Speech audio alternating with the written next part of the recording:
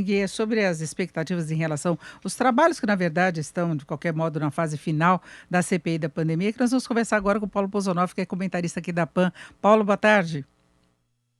Boa tarde, Denise. Boa tarde a todos. Bom, antes de começarmos a falar, vamos conferir um vídeo que o empresário Luciano Huck gravou para o caso dele vir a ser preso depois do depoimento aí na CPI da Covid. Vamos conferir. Pessoal, estou indo na CPI com o coração aberto. Gentileza gera gentileza. Respeito gera respeito. Eu quero que eles façam as perguntas e eu tenha todo o tempo do mundo para responder. Eu tenho todo o tempo. Toda quarta-feira vai estar disponível. Eu trabalho 24 horas por dia, então eu vou ter todo o tempo do mundo. E se por acaso eles não aceitarem aquilo que eu vou falar, né? Já comprei para não gastar dinheiro com algema, já comprei uma algema, vou entregar uma chave para cada senador e que me prendam. É isso, né, Paulo? Ele vai ser investigado por participar do gabinete paralelo, que daria assessoria ao governo em decisões relacionadas ao controle da pandemia, inclusive a questão de medicamentos. Surgiu também a questão da morte da mãe dele por causa da atuação da Prevent Senior, que é uma outra vertente aí de investigações da CPI. Enfim, eu queria saber qual a sua expectativa nessa fase final. Denise, é uma figura midiática ali, né? O Luciano Hang, ele sabe lidar com a publicidade, né? Inclusive, fazendo esse tipo de vídeo, ele atrai atenção, inclusive, para sua empresa. A minha expectativa, na verdade, para esse depoimento é a pior possível. Eu acho que a gente tem a possibilidade de assistir o espetáculo mais deprimente aí da CPI.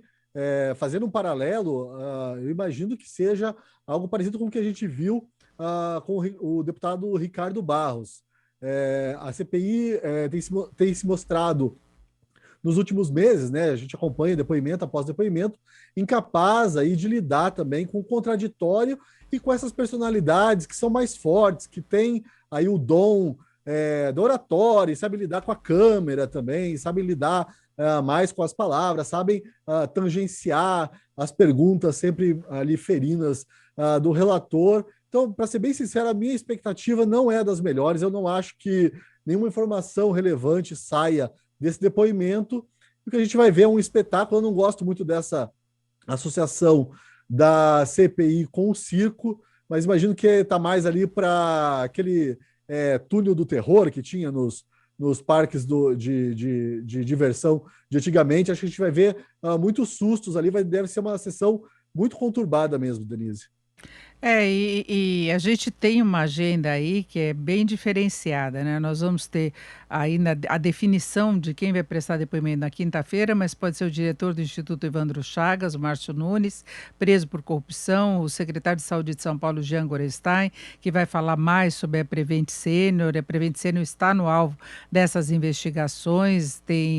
Lembrou o Pedro Benedito Batista Júnior, que prestou depoimento na semana passada. Enfim, a gente vê a Prevent Senior também alvo de investigações em várias frentes, inclusive aqui em São Paulo, através da Procuradoria, investigações da Polícia Federal, da CPI, Polícia Federal, são várias investigações e há uma preocupação muito grande com relação a médicos que assumiram a postura persistentemente em defesa de tratamento precoce, não é, Paulo? É bastante grave aí esse caso da Prevent Senior. Eu não entendi ainda, eu estou tentando uma resposta desde a semana passada, o que isso exatamente tem a ver com o governo federal para a CPI ter mergulhado nesse assunto. Me parece, pelo que eu sei, pelas informações que eu tenho, que é muito mais um caso para a Polícia Federal mesmo, para o Ministério Público, mas não no âmbito ali da CPI.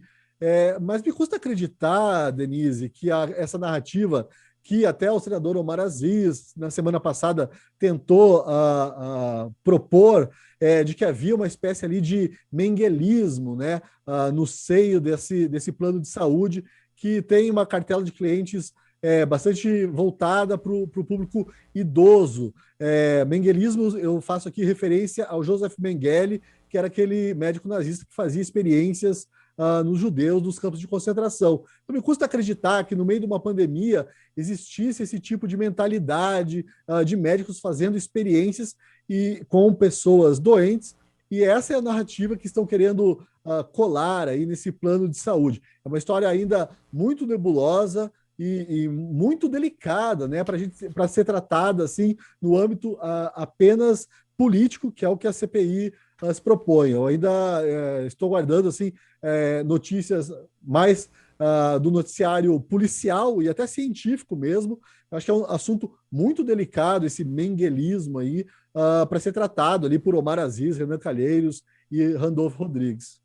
Tem as outras formas de investigação também que vão estar em andamento. Se fala, inclusive, da possibilidade de uma CPI aqui no estado de São Paulo, que é a área principal de atuação da Prevent Senior, não é, para averiguar todos os procedimentos, e daí também a ideia da CPI de convocar o secretário de Saúde daqui do estado de São Paulo, Jean Gorenstein, que não estava naquela fase inicial, não é ele que é médico, ele foi convidado depois que saiu da VIUIP, né, que ele se afastou aí do comando geral da Secretaria de Saúde, da área do comitê que foi criado, na verdade, para a gestão da pandemia.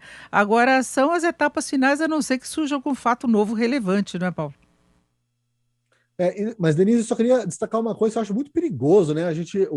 A CPI ali, o G7, ficar atacando assim politicamente essa empresa de plano de saúde, porque, enfim, a gente tem um histórico aí grave até no jornalismo, por exemplo, de atacar reputações e os efeitos, as consequências disso.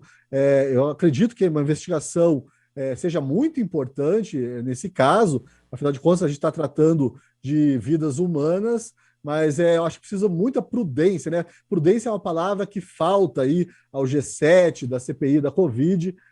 Os discursos são muito acalorados, as pessoas têm muita certeza de tudo, mas nesse caso em especial, que envolve uma empresa de plano de saúde que presta atendimento preferencialmente aí a idosos, acho bastante preocupante a gente eles, né, na verdade, não a gente tem todo o cuidado do mundo aqui, Denise, mas eles não cuidarem com a reputação também da empresa, que hoje em dia a gente sabe, né, facilmente pode-se destruir essa reputação facilmente.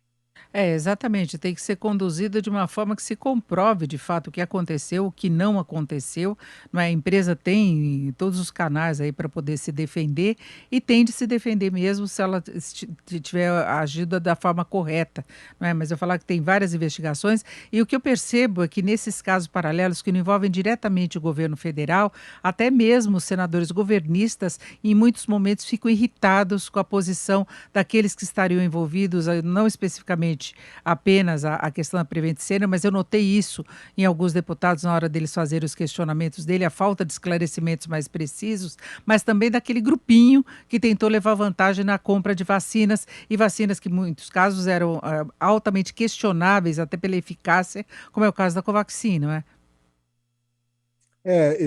Essa postura de defesa é sempre muito complicada, né?